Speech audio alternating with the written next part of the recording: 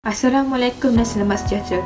Kumpulan kami akan membentangkan mengenai laporan kami iaitu peningkatan kes penceraian semasa pandemik COVID-19. Terlebih dahulu, saya akan memperkenalkan diri saya dan juga ahli kumpulan saya. Saya Nur Syahani bersama Syafiqah Nur Imami, Nur Atikah, Nur Fatihah Nabila, An-Nisa, Muhammad Nur Hakimi dan juga Nur Asimah.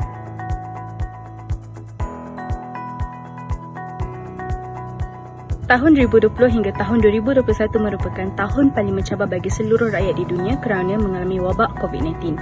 Justru dengan itu, kes perceraian meningkat bermula Mac 2020. Lebih daripada 7,600 kes telah direkodkan dan bermula pada Mac 2020 sehingga Ogos 2021, sebanyak 76,786 kes telah direkodkan dan antaranya 66,440 kes adalah daripada pasangan yang beragama Islam dan selebihnya adalah pasangan bukan beragama Islam. COVID-19 telah menyebabkan pelbagai konflik yang berlaku dalam rumah tangga sehingga menyebabkan pasangan mengambil tindakan untuk berpisah. Sebanyak 14% peningkatan yang telah diterima oleh Pertubuhan Pertolongan Wanita WAO. WAO adalah sebuah badan kerajaan yang di Malaysia yang komited dengan usaha menentang keganasan terhadap wanita, terutamanya keganasan dalam rumah tangga. Seterusnya adalah faktor-faktor peningkatan kes perceraian di musim pandemik. Yang pertama, tiada persefahaman antara pasangan. Pada musim pandemik, semua ahli keluarga berada di rumah dan suami terpaksa bekerja daripada rumah. Hal ini menyebabkan pelbagai konflik yang telah berlaku kerana tiada persefahaman antara suami dan isteri. Isteri tidak memahami suami dan suami tidak memahami isteri. Hal ini menyebabkan tiada tolak ansur berlaku dalam pasangan dan rumah tangga. Faktor kedua peningkatan kes penceraian semasa pandemik COVID-19 ialah kehilangan pekerjaan. Penutupan sektor ekonomi yang berpanjangan dan kehilangan pekerjaan telah memberi impak yang signifikan kepada rumah tangga. Kehilangan pekerjaan memberi tekanan kepada pasangan dan menyebabkan punca pendapatan keluarga terputus. Oleh itu, mengakibatkan hubungan pasangan goyah kerana komitmen bulanan yang tinggi dan yang tidak dapat diselesaikan. Maka tercetuslah pergaduhan antara pasangan dan berlakunya penceraian. Faktor yang ketiga ialah emosi pasangan yang tidak stabil semasa pandemik. Pasangan terpaksa bekerja dari rumah sepanjang tempoh PKP. Oleh itu, emosi menjadi tidak stabil apabila mereka perlu bekerja di rumah dan perlu menguruskan tugasan rumah pada masa yang sama. Emosi mereka menjadi tidak stabil dan terganggu kerana mereka tidak dapat memberi perhatian sepenuhnya terhadap kerja kerana gangguan anak kecil di rumah dan pasangan ingin memberi kerjasama dalam pengurusan anak. Oleh itu, menyebabkan pergaduhan berlaku dan akhirnya bercerai kerana tidak tahan dengan sikap pasangan. Seterusnya, maklumat-maklumat lain. Kayen mendapati sejak tahun 2020, kadar perkahwinan di Malaysia menurun manakala kadar penceraian semakin meningkat. Pasangan yang berkahwin pada tahun 2020 menunjukkan penurunan berbanding pada tahun 2019 iaitu penurunan sebanyak 1.2% pasangan. Kadar penceraian meningkat pada tahun 2020 iaitu sebanyak 12%. Pada tahun 2019, seramai 50,862 orang pasangan bercerai, manakala pada tahun 2020 seramai 56,975 pasangan bercerai.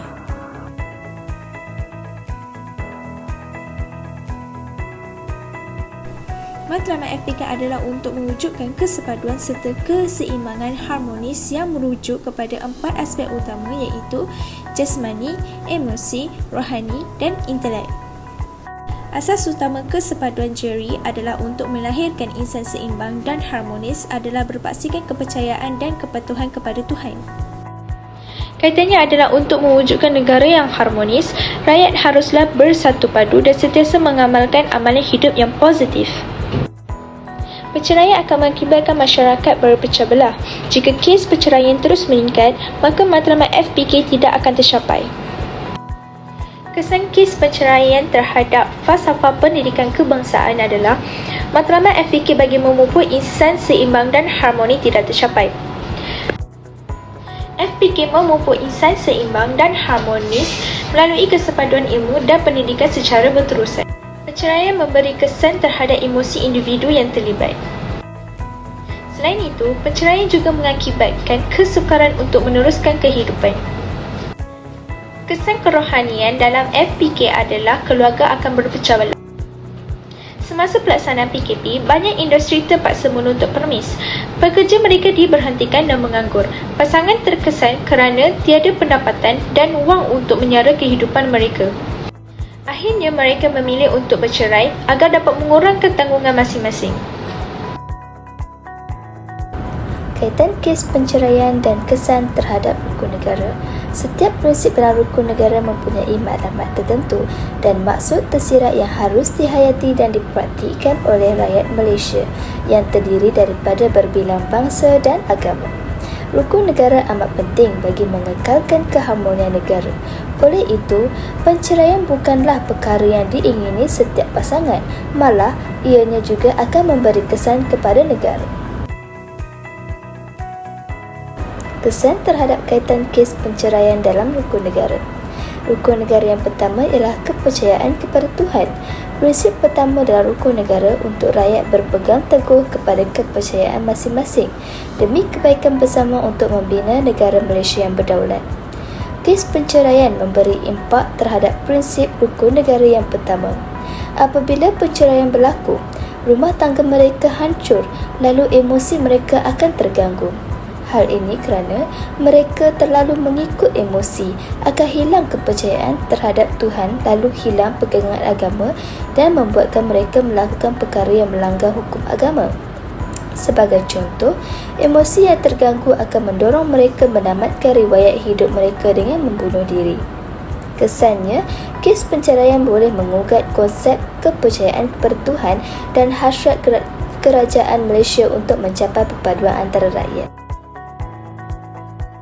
Kesan terhadap kaitan kes penceraian dalam rukun negara.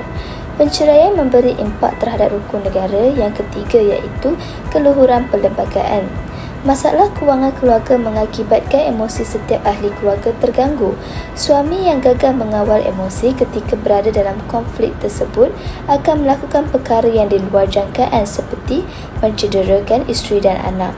Keganasan rumah tangga merupakan jenayah dan salah di sisi undang-undang serta boleh dikenakan denda dan hukuman penjara. Jika keganasan rumah tangga ini masih berleluasa di Malaysia, kita gagal mewujudkan keadaan yang harmoni di negara kita. Oleh itu, kita dapati bahawa masyarakat gagal menghayati prinsip rukun negara, lalu objektif kerajaan untuk mencipta satu masyarakat yang adil tidak tercapai dan kemakmuran negara tidak dapat dinikmati bersama secara adil dan saksama. Konsep sejahtera yang dikaitkan dengan kes penceraian. Berdasarkan falsafah pendidikan kebangsaan, hanya individu yang mencapai kesejahteraan diri sahaja yang mampu untuk memberi sumbangan kepada keluarga, masyarakat dan juga negara. Menurut di Zulkifli 2019, kesejahteraan ini perlu difahami dalam konteks mikrokosmik ataupun luaran, iaitu masyarakat, ekonomi, ekologi dan juga budaya. Gabungan antara aspek ini yang akan melahirkan falsafah sejahtera sebagai pentaksir kepada rukun negara. Beliau juga melanjutkan lagi konsep tersebut dengan menggandingkan dengan Makassah Syariah dengan menyusun 10 unsur sejahtera iaitu kerohanian, emosi, etika, intelek, kognitif, psikomotor, ekologi, ekonomi, budaya dan juga masyarakat. Dan juga beliau juga menyusun 5 komponen utama Makassah Syariah iaitu menjaga jiwa, agama, akal, keturunan dan juga harta. Selain itu, beliau juga telah menggambarkan bahawa konsep sejahtera yang melampaui ruang lingkup sempadan nasional, internasional dan juga global. Dalam perkahwinan tidak semuanya indah. Pastinya terdapat masalah-masalah yang menjadi punca kepada keretakan rumah tangga yang boleh membawa kepada kes penceraian berlaku. Sebagaimana yang dapat kita lihat sejak pandemik COVID-19 ini melanda negara kita, beratusan pasangan yang bercerai semakin meningkat dan itu agak membimbangkan ekonomi negara. Kaitan antara konsep sejahtera dengan kes penceraian ini ialah peningkatan kes penceraian terhadap konsep sejahtera membawa kepada tergugatnya Malaysia dengan adanya peningkatan perkara yang negatif seperti kes penceraian ini. Hal ini dikatakan demikian kerana penceraian mengakibatkan masyarakat berpecah belah, lalu keadaan sejahtera tidak dapat diwujudkan dalam ekonomi negara. Kesan daripada penceraian dalam konsep sejahtera boleh menjejaskan pembangunan negara. Masalah yang berlaku dalam rumah tangga juga, antara suami dan isteri juga boleh memberikan kesan yang negatif terhadap pembangunan negara dan juga anak-anak akan menjadi mangsa dalam kes penceraian. Anak-anak juga akan menjadi masalah kepada negara kerana apabila mereka kurang didikan, ianya akan menyumbangkan kepada permasalahan sosial. Mereka yang terlibat dengan jenayah lalu dipenjarakan, kerajaan perlu menanggung pembiayaan banduan menggunakan duit rakyat yang sepatutnya boleh digunakan untuk pembangunan negara. Anak-anak perlu diberikan didikan yang sewajarnya agar menjadi model insan yang terbilang, lalu membantu kerajaan dalam pembangunan negara dan dapat mengekalkan kesejahteraan negara.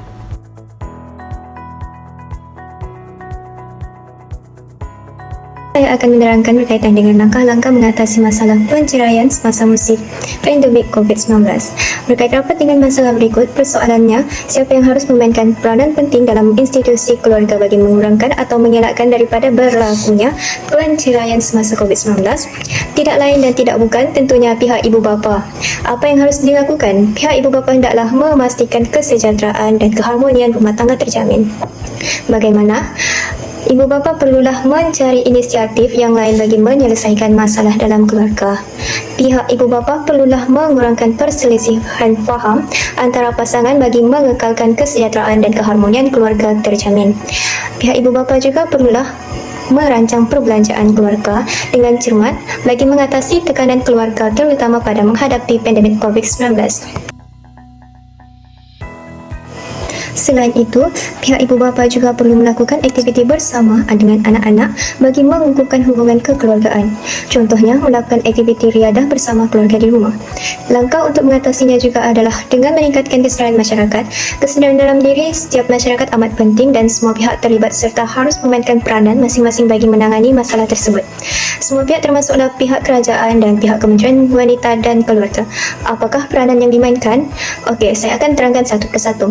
Pihak kerajaan haruslah meningkatkan kesedaran masyarakat dengan mengadakan pelbagai program yang berkaitan dengan isu ini bagi mengurangkan masalah ini terus meningkat. Sebagai contoh, pihak kerajaan hendaklah mengadakan kempen atau khidmat kaunseling secara percuma atau memberi bantuan kepada keluarga yang memerlukan. Sehubungan dengan itu, pihak Kementerian Wanita dan Keluarga juga dapat mengadakan program yang boleh menyedarkan pasangan-pasangan mengenai impak penceraian. Saya akan menerangkan berkaitan rumusan. Penceraian merupakan masalah sosial yang dihadapi oleh sesebuah institusi kekeluargaan. Selain itu, penceraian mahupun perpisahan adalah satu tragedi yang boleh berlaku di alam perkahwinan. Rentetan dari kejadian ini boleh menjadi satu trauma emosi kepada semua ahli keluarga terutama anak-anak. Namun begitu, kes penceraian semakin meningkat dari semasa ke semasa semenjak munculnya pandemik COVID-19. Masalah ini menyebabkan banyak kesan negatif kepada semua masyarakat dari segi fizikal maupun emosi. Masalah ini amat membimbangkan kerana memberi kesan kepada anak-anak yang merupakan pelapis dalam meneraju negara pada masa hadapan. Perceraian bukan sahaja merugikan beberapa pihak, namun perceraian juga dilarang oleh agama. Kesan daripada wabak COVID-19 mewujudkan banyak masalah dan menjadi punca kepada runtuhnya institusi kekeluargaan. Kesimpulannya, semua pihak haruslah bekerjasama dan mengambil tanggungjawab bagi menangani masalah penceraian semakin meningkat. Pihak kerajaan juga harus memainkan peranan yang penting bagi memulihkan institusi kekeluargaan. Hal ini supaya masalah sosial yang dihadapi dapat dikurangkan dari semasa ke semasa walaupun berdepan dengan masalah pandemik COVID-19. Itu sahaja dari kumpulan kami. Terima kasih kerana memberikan tumpuan dan meluangkan masa untuk mendengar pembentangan kami. Sekian, terima kasih.